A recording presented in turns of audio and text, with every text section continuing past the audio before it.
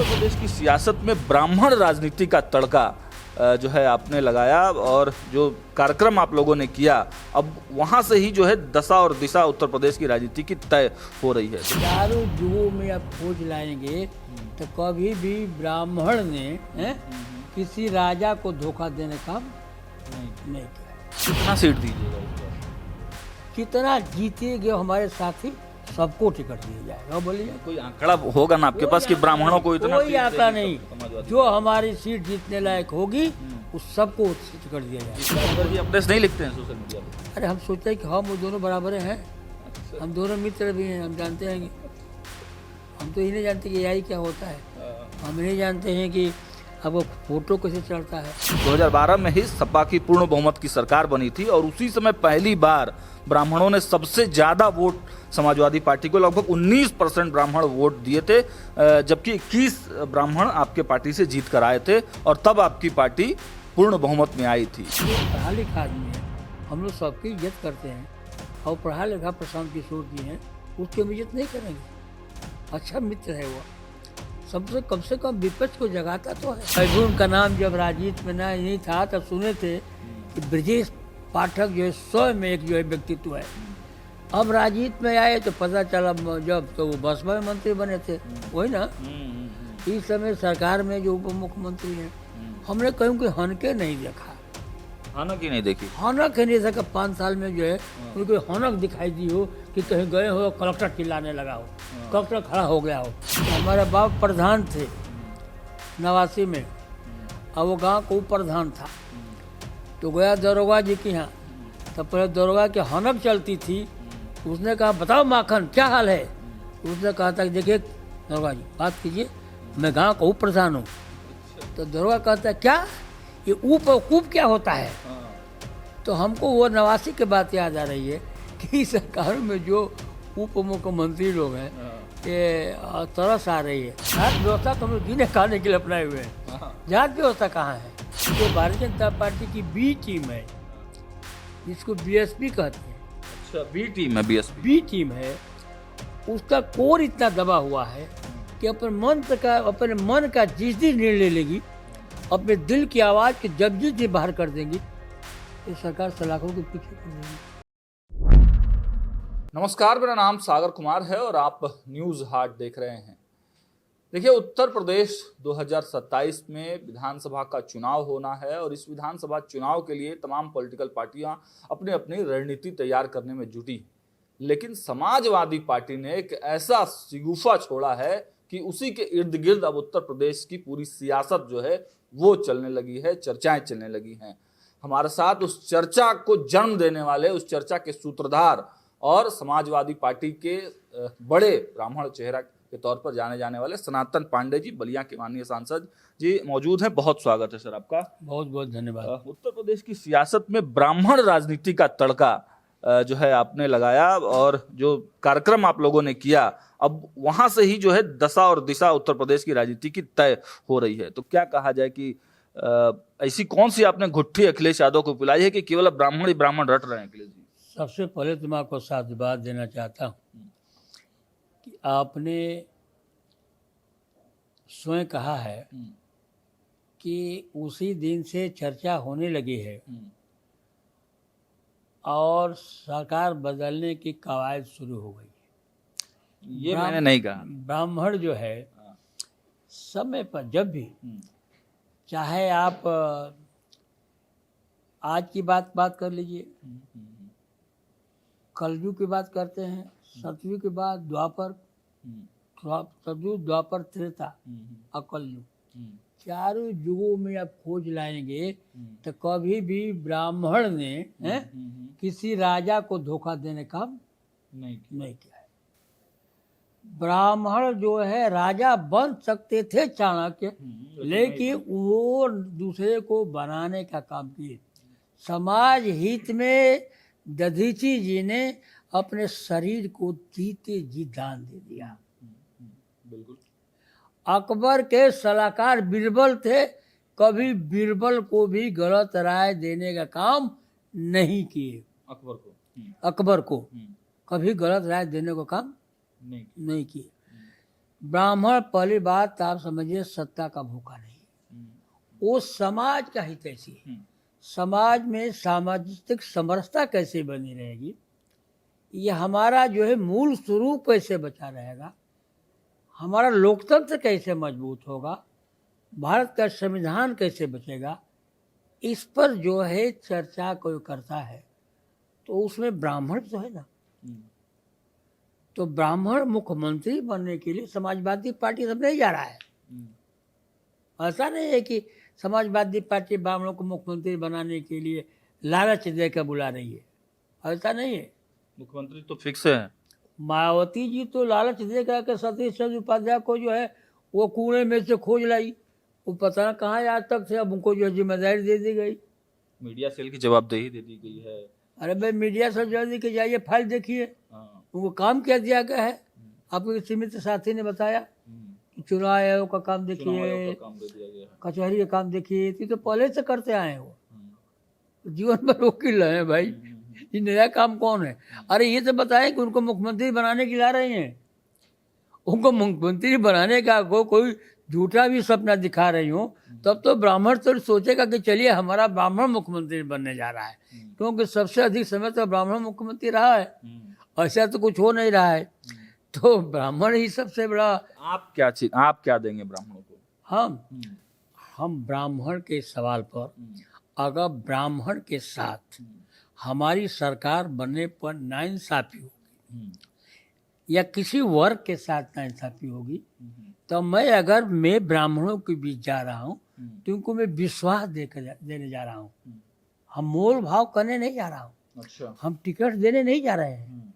हम ये कहने जा रहे हैं कि आप हमारी सरकार को बनाइए, हम आपके साथ अन्याय नहीं होने देंगे, आपके सम्मान के साथ मैं आपके साथ खड़ा होने का काम करूँगा, ये मैं कह रहा हूँ। कुछ लोग कह रहे हैं कि एक आंकड़ा आप लोग जो है निकाले हैं 2012 का, और 2012 में ही सपा की पूर्ण बहुमत की सरकार बनी थी और उसी समय पहली बार ब्राह्मणों ने सबसे ज्यादा वोट समाजवादी पार्टी को, लगभग 19% ब्राह्मण वोट दिए थे, जबकि 21 ब्राह्मण आपके पार्टी से जीत कर आए थे और तब आपकी पार्टी पूर्ण बहुमत में आई थी।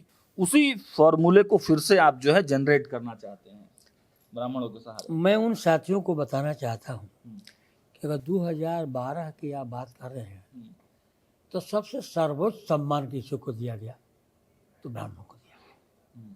उसमें विधानसभा का अध्यक्ष, आज भी विधानसभा अध्यक्ष सबसे बड़ा पद होता है, अगर वो पद दिया गया तो माता प्रसाद पांडे को दिया गया।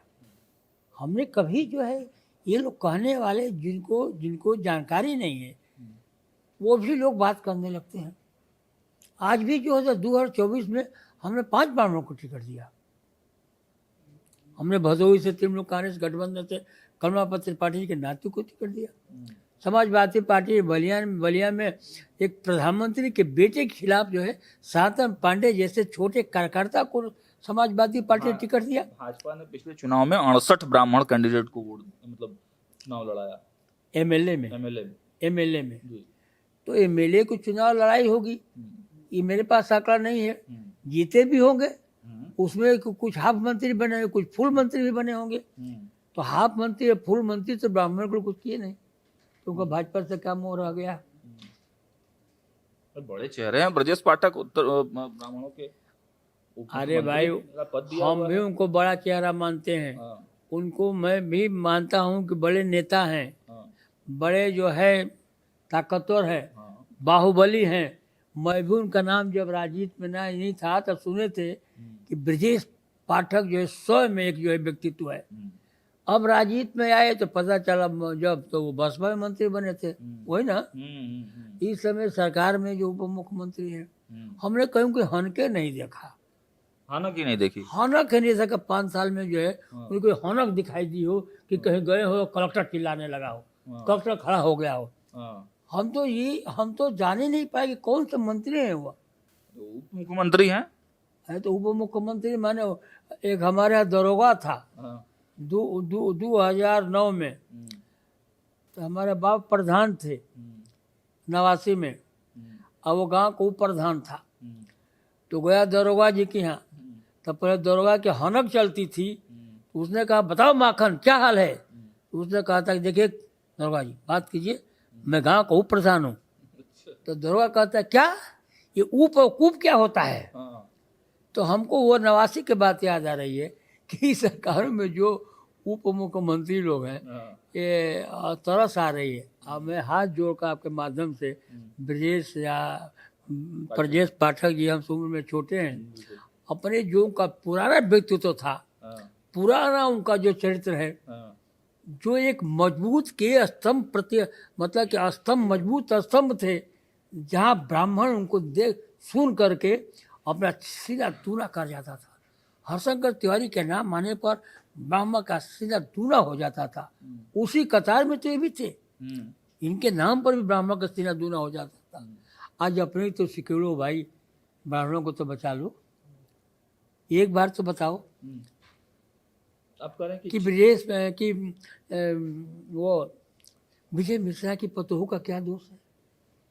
एक बार तो बताओ विकास दुबे की पत्नी का क्या दोष है। एक बार तो बताओ अगर ब्राह्मण ने किसी को मार ही दिया था द्वेषवश तो उसकी हत्या करने का क्या यही तरीका था जो गोरखपुर में हुआ है।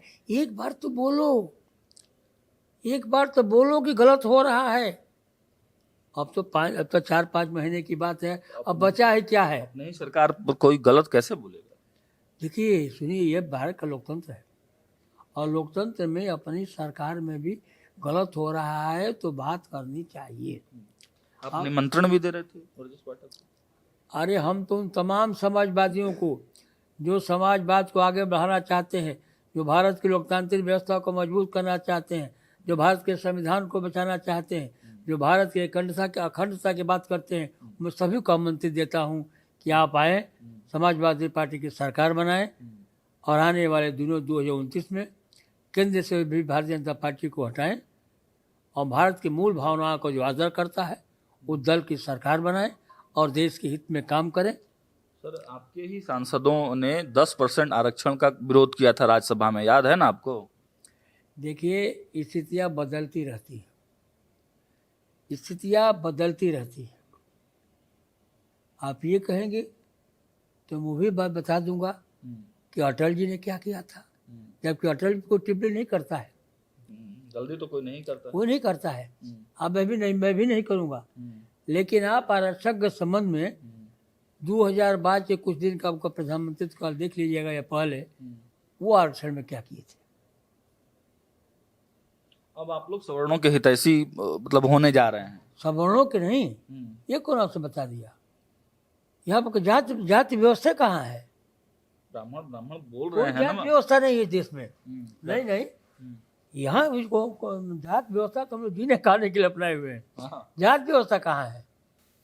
अगर जिले का कलेक्टर तो वो राजा है।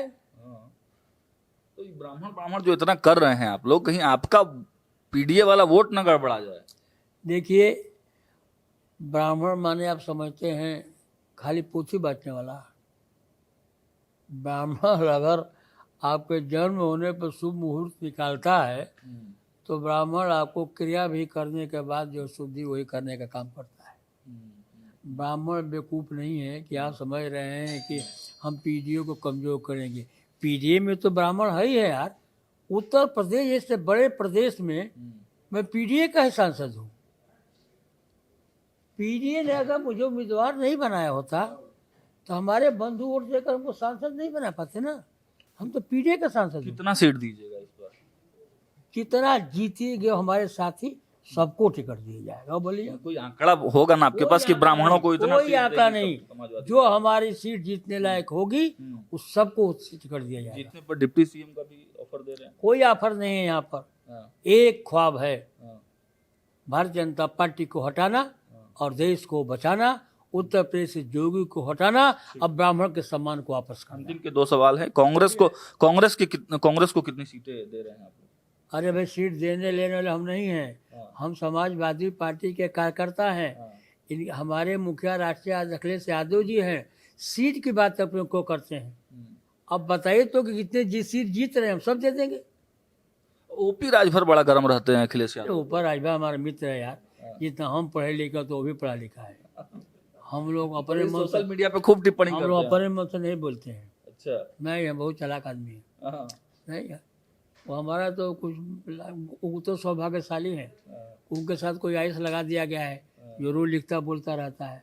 हमारे पास तो एक चपरासी भी नहीं कि बताए क्या राजभर जी बोले। अपने से नहीं लिखते हैं सोशल मीडिया पे? अरे हम सोचते हैं कि हम वो दोनों बराबर हैं, अच्छा। हम दोनों मित्र भी हैं, हम जानते हैं कि हम तो ये नहीं जानते कि यही क्या होता है, हम नहीं जानते हैं कि अब वो फोटो कैसे चढ़ता है, हम लोग तो जानते भी नहीं हम लोग, और दूसरा को बताता है तो सुन लेते हैं खूब आक्रामक रहते हैं आपकी पार्टी पर, आपके नेता पर, कि राजभर जी। यही तो लोकतंत्र है, हैं? हाँ, यही कहते हैं कि लोकतंत्र। धोखा दिए आप लोग। उस समय आक्रामक बहुत होते थे भारतीय जनता पार्टी में, जब पहली बार सरकार में थे हाँ, तो भारतीय जनता पार्टी पर जब आक्रोशित हुए तो भाजपा को छोड़कर सपा के साथ आए थे। हाँ, आज अगर आक्रोशित हैं हाँ। तो ऐसा भी हो सकता है कि अच्छा। उनको भी देश के प्रति प्रेम उमड़े, अच्छा। उनको भी उस उन जो है शपथ को पूरा करने का कोई सुनहरा मौका मिले, हाँ, जिस शपथ के साथ अपने स्वजाति को इकट्ठा करने का काम किए हैं, बार बार इसी पर आयोजित किए हैं कि हम सरकार का अंग तभी बनेंगे हाँ। जब आपको हम अनुसूचित जात का दर्जा दिलवा देंगे। 2 बार सरकार में बेचारा मंत्री रहा, अब उसकी हाल तो ही मैं कहता हूँ, जो उसकी हाल है हमारी हाल है। उस बार भी रहे तो नहीं मामला बन पाया, इधर बुलाइएगा। इस बार हम तो मित्र हैं भाई, आ सकता हुआ हम आ तो, सकते हैं। अरे हम साथ साथ लेकर चलने को तैयार है। कितना सीट दी? फिर सीट की बात क्या है, सीट ये सीट और तो हाँ। ये तो सीट और जो होते इसके पास कुछ होता नहीं है। अच्छा। हमको तो अब सब लोग मान को भी जानते हैं, ओम प्रकाश साहब भी जानते हैं, ये कहेंगे नहीं ना, कहेंगे नहीं। नहीं वो जानते हैं समाजवादी बड़ी सरकार बने जा रही है। अब समाजवादी पार्टी की नौ सरकार बने, इसलिए जो है जो भारतीय जनता पार्टी की बी टीम है, हाँ।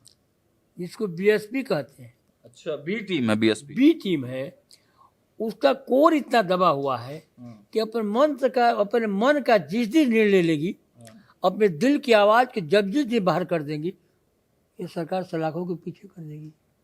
अच्छा, थोड़ा बिहार की बात कर लेते हैं। बिहार में एक नए नेता आए, एक नए नेता, ब्राह्मण नेता वहाँ मतलब उनका पदार्पण हुआ है, प्रशांत किशोर का। हालांकि वो अपने आप को ब्राह्मण नेता नहीं मानते हैं, कैसे देखते वो हैं? नए नेता नहीं है, हाँ। उन्होंने कई पार्टियों को जो है, कई पार्टियों के साथ वो काम कर चुके हैं। लेकिन अब विधायक बन गए हैं प्रशांत किशोर। अब विधायक बन गए हैं तो उनके जो है मेहनत और कर्म का ही नतीजा है कि जनता ने उन पर विश्वास करने का काम किया है।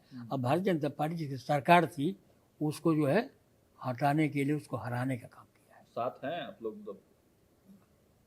अरे पढ़ा लिखा आदमी है, हम लोग सबकी इज्जत करते हैं, और पढ़ा लिखा प्रशांत किशोर जी हैं, उसकी हम इज्जत नहीं करेंगे?